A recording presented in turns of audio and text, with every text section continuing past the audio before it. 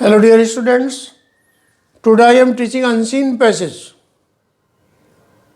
और unseen passage किसी भी बोर्ड या किसी भी कंपटीशन में पूछे जाते हैं, जैसे C TET UP TET unseen passage दे दिए जाते हैं। फिर कहते हैं कि answer the questions given below, वही कॉम्प्रिहेंसिव क्वेश्चंस होंगे। ये होते कितने तरह के हैं अब देखें। ट्रेडिशनल कॉन्सेप्ट यानी परंपरागत क्वेश्चंस पूछे जाते हैं, कोई पैसेज दे दिया जाता है, अनरेड अनसीन पैसेज होता है वो।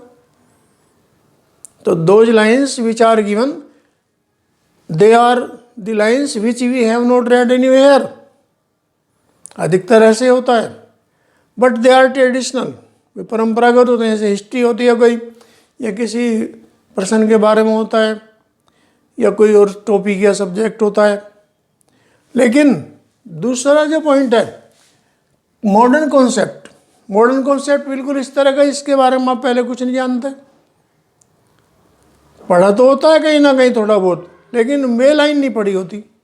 जैसे मान ले कह दिया साइंटिस्ट के बारे में, एस्ट्रोनॉट्स के बारे में, या फिर टीवी या कंप्यूटर के बारे में, या कोई और किसी तरह का पॉइंट जो हमने पहले मतलब जानते तो हैं हम मैटर क्या है, लेकिन वो पढ़ा नहीं होता कहीं।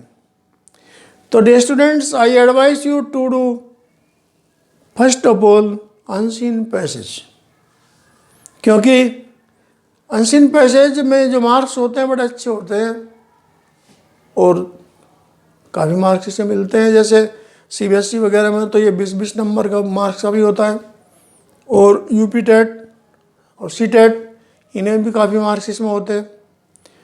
तो जब हम अनसीन पैसेज करें तो read the questions first of all, यानी कॉम्प्रिहेंसिव क्वेश्चन जो हमको दिए गए हैं उनको हमें ध्यान से पढ़ना पहले कि व्हाट इज आस्क्ड, पूछा क्या जा रहा है।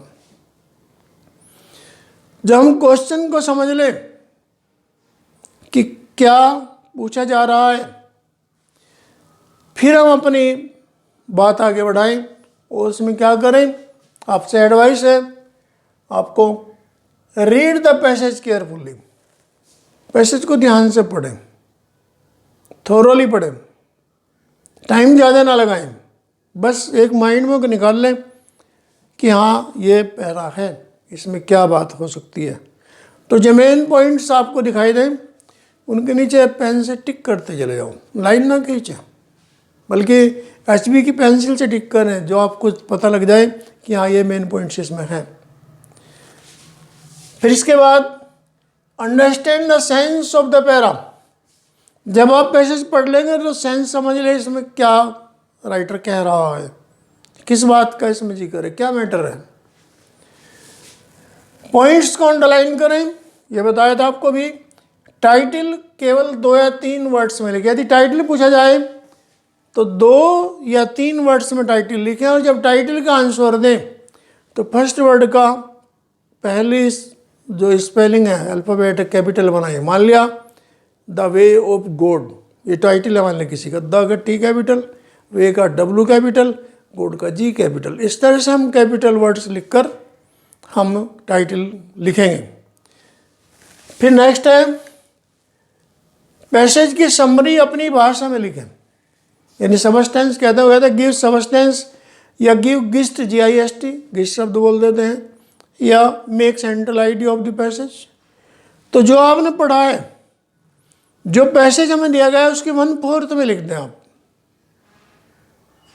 1/4 मान लीजिएगा आपको लग रहा है कि ये 500 वर्ड्स उसमें हैं अनसीन पैसेज में, तो मैं समझता हूँ आप 125 वर्ड्स में उसका आंसर दे दें, बस ये इसका सबस्टेंस हो जाएगा। तो dear students, understand underlined words को भी हम समझ लें, क्योंकि ये होता है एग्जाम में, बोर्ड एग्जाम में मोस्टली, कि एक्सप्लेन द अंडरलाइंड वर्ड्स या इटैलिक्स वर्ड्स या गिवन इन ब्रैकेट्स। तो या तो वर्ड्स वे ब्रैकेट में होते हैं, या इटैलिक्स तिरछे लिखे होते हैं, या अंडरलाइन होते हैं। उन वर्ड्स का हम एक्सप्लेनेशन करेंगे। और बड़ी इजी भाषा में कर लेंगे जब हमको पूरा पॉइंट पता लग जाएंगे कि what is matter in this passage, तो आंसर हो जाते हैं बड़ी आसानी से, कोई परेशानी नहीं। अब आते हैं कॉम्प्रिहेंसिव क्वेश्चंस। कॉम्प्रिहेंसिव क्वेश्चंस किस तरह के पूछे जाते हैं? जिनमें why, what, who, when, where ये शब्द लगे होते हैं। तो एक क्वेश्चन वर्ड है और क्वेश्चन वर्ड में अगर वाई लिखा है तो वाई के आगे जो मैटर क्वेश्चन में है वो पैसेज के दिस लाइन में होंगे वर्ड्स ज़्यादा ज़्यादा, उसी का वही आंसर है, उसको हम मॉडिफाई करके लिखेंगे बस। क्योंकि जब वाई कहा है क्वेश्चन में तो इसका मतलब हम आंसर बिकॉज में देंगे। व्हाट, इसका मतलब कोई मैटर है, तो व्हाट के बाद जितने भी वर्ड्स हैं वो वर्ड्स जिस लाइन में मिलेंगे उसी का ही हमको आंसर देना है, मॉडिफाई करके थोड़ा सा हल्का सा। हु, इसका मतलब किसी का नाम है, फिर तो बहुत आसान है, वो तो बस नेम लिख देंगे, बाकी क्वेश्चन में सारा आंसर होता ही है।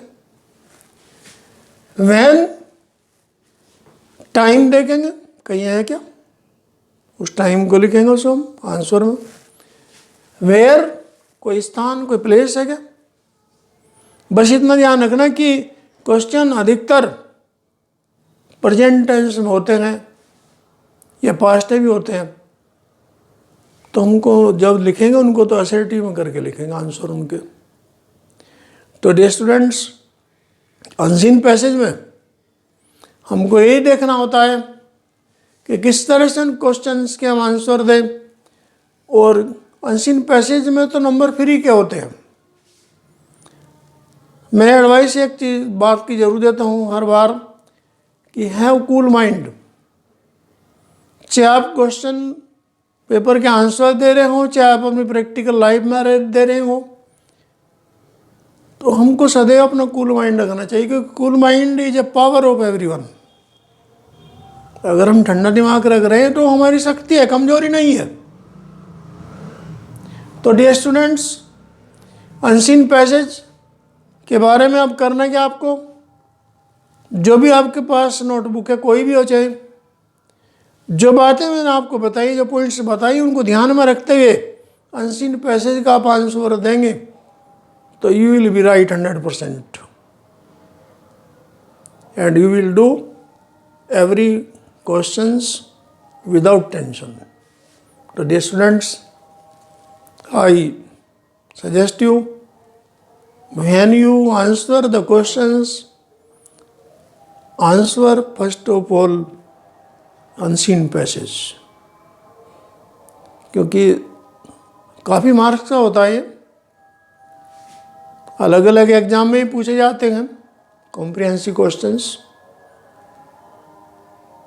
तो बड़े कॉन्फिडेंस के साथ सबसे पहला आप अनसीन पैसेज ही करें, क्योंकि बाद में टाइम नहीं रहता। जब हम क्वेश्चन पेपर पूरा कर लेते हैं और अनसीन पैसेज बाद में करना चाहते हैं, टाइम नहीं रहता, मोस्टली ऐसे ही होता है, और वो ज़्यादा मार्क्स का होता है क्वेश्चन। तो first of all do unseen passage so that you may get good marks. Thank you for watching.